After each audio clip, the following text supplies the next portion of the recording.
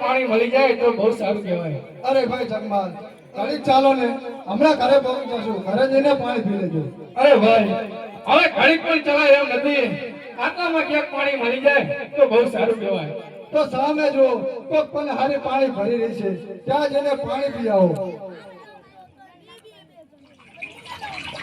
અરે શું રૂપ છે, ક્યાં સ્વર્ગની અપ્સરા, કોઈ મહારાણી.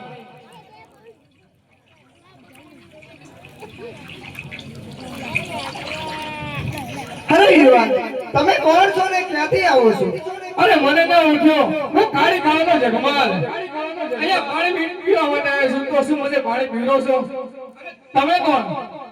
અરે હું કારીગર દેવી પૂજકની દીકરી ગોમાલ. તો શું મને પાણી પીવડાવશો? અરે જગમાલ, આ શું તમે બોલો છો?